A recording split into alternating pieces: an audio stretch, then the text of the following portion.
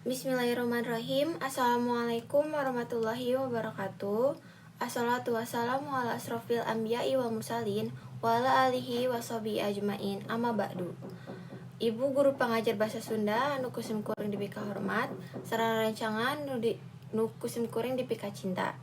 Langkung ti payun, hayu urang panjatkeun puji sinareng syukur ka Allah Subhanahu wa taala kulantaran nikmat sareng hidayahna urang sadaya tiasa kumpul dina kesempatan ieu. Tahilap sholawat sinareng salam mugia salamina dilungsurkeun ka junjunan urang sadayana Nabi Muhammad sallallahu alaihi wasallam, ka para kulawargina, ka para sahabatna sareng ka urang sadaya salaku umatna dugi ka akhir zaman. Amin ya robbal alamin. Dina kesempatan ieu simkuring bade ngadugikeun piantara singget ngeunaan penyalahgunaan narkotika di kalangan remaja. Narkotika dina dunia medis nyaeta obat bius atau penenang pasien anu rek dioperasi.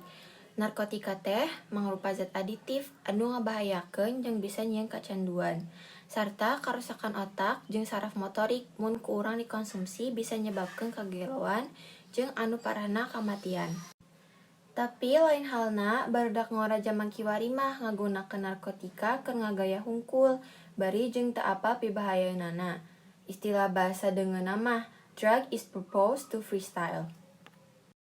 Anu ngagunakeun jeung ngaedarkeun narkotika lamun kupanggih ku polisi mah bisa dipenjara, teu lulus tes kesehatan, dipiasing ku masyarakat, teu meunang pagawean jeung sajabana. Nu matak tong hayang apal kana barang haram anu ngaranna narkotika jeung zat aditif lainna anu matak ngarusak kahirupan urang ayeuna jeung anu bakal datang. Mending ayeuna mah mumpung urang ngora keneh, hayu urang eusian ku diajar anu soson-soson, guna nganjunjung harkat jeung martabat bangsa Indonesia. Sakali deui, say no to drug. Mugi-mugi mangpaat keur kahirupan urang sadayana. Sakitu anu tiasa didugikeun ku simkuring, hapunten bilih aya kalepatan sareng cariosan nu teu marenah kanu manah. Hatur nuhun kana sadaya perhatosanana. Akhirul kalam, wassalamualaikum warahmatullahi wabarakatuh.